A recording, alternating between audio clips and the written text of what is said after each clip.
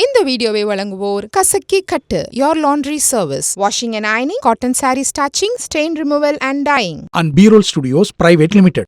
Hello Vaithiyan YouTube நேர்கள் அனைவருக்கும் வணக்கம். நம்ம இன்னைக்கு பார்க்க போறது தோப்புக்கரணம் பனிஷ்மெண்ட். அதன் நன்மைகளை கேட்டா போட்டுக்கொண்டே இருப்பீர்கள் என்றால் நம்ப முடிகிறதா உங்களால?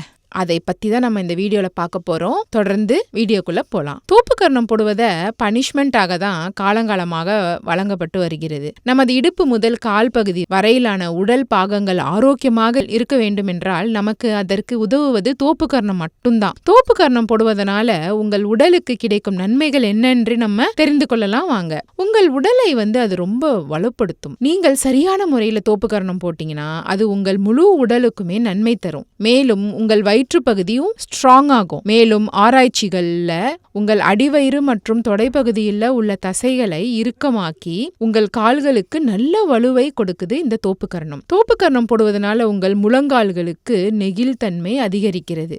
அதே மாதிரி அதில் காயங்கள் ஏற்படாமலும் தடுக்கிறது. உங்களின் முழங்கால்களை வளைத்து நெகிழும் பொழுது அது உங்கள் முழங்கால் தசைகளை வலுப்படுத்தும். இதனால மூட்டுகளுக்கு ஆக்சிஜன் கிடைக்கிறது. மேலும் மூட்டு பகுதிகளில் ரத்த ஓட்டம் அதிகரிக்கும். உங்கள் உடல் வலுவாக இது ரொம்ப உதவியா இருக்கு. இரு கால்களையும் மடித்து அமர்ந்து எழுந்திருப்பது அல்லது ஒரு காலை மட்டும் மடித்து அமர்ந்து எழுந்திருப்பது என இரு வழிகளில் தோப்புக்கரணத்தை நம்ம போடலாம். இரண்டும் உடலுக்கு நன்மையை தான் தரும். தோப்புக்கரணம் போட விலை உயர்ந்த உபகரணங்கள் தேவையே கிடையாது. அதை எளிதாகவே செய்து விட முடியும். கைகளை உயர்த்தி போடும் தோப்புக்கரணத்திற்கு டம்பல்கள் கூட போதுமானதுதான். எனவே உபகரணங்கள் இல்லாமல் அல்லது குறைந்த அளவு உபகரணங்கள் வைத்தே நீங்கள் எளிதாக தோப்புக்கரணம் போட முடியும். நீங்கள் வீடு, ஹோட்டல் அறைகள், விடுதி அறைகள், ஜிம், விளையாட்டு மைதானம் என செல்லும் இடங்களில் எங்கு வேண்டுமானாலுமே நீங்க தோப்புக்கரணம் போட்டுக்கொள்ளலாம். எனவே அதற்கு குறிப்பிட்ட இடமும் தேவையில்லை. தோப்புக்கரணம் போடுவது உங்கள் உடலின் ஆற்றலையும் அதிகரிக்கும். இதை நீங்கள் சரியாக செய்யும் போது அது உங்களுக்கு வேகமாக ஓடவும் அதிக உயரம் குதிக்கவும் உதவும். நீங்கள் எத்தனை வேகமாக ஓடுகிறீர்களோ அத்தனை வேகமாக ஓடும்பொழுது உங்கள் உடலின் இரத்த ஓட்டம் அதிகரித்து உங்கள் உடல் வலுவடைகிறது. எனவே நீங்கள் ஓட்டப்பந்தய வீரர் என்றால் கட்டாயம் தோப்புக்கரணம் போடுங்க. தோப்புக்கரணம் போடுவதன் மூலம் உடல் வெளியிடும் ஹார்மோன்கள் தசை திசுக்களின் வளர்ச்சிக்கு ரொம்ப உதவியா இருக்கு. உங்கள் உடலில் அடர்த்தியான தசைகள் வேண்டுமெனில் அவை வலுவானதாகவும் இருக்க வேண்டுமென்றால் தோப்புக்கரணம் அதற்கு ரொம்ப உதவியா இருக்கும். எனவே பாடி பில்டர்களுக்கு இது மிகவும் சிறந்த ஒரு பயிற்சி. உங்கள் உடலில் சேரும் தேவையற்ற கொழுப்புகளையும் அது குறைக்கிறது. இதனால உங்களின் உடல் எடை குறைக்க உதவுகிறது. தோப்புக்கரணம் என்பது நீங்கள் கலோரிகளை எரிக்க வேண்டும் என எண்ணினால் உங்களுக்கு மிகவும் நல்லது. எனவே உங்கள் வழக்கமான உடற்பயிற்சிகளுடன் தோப்புக்கரணமும் போட்டு உங்கள் உடல் எடை குறைப்பு பயணத்தில் வெற்றிகரமாக ஒல்லி பெல்லி ஆகுங்கள்.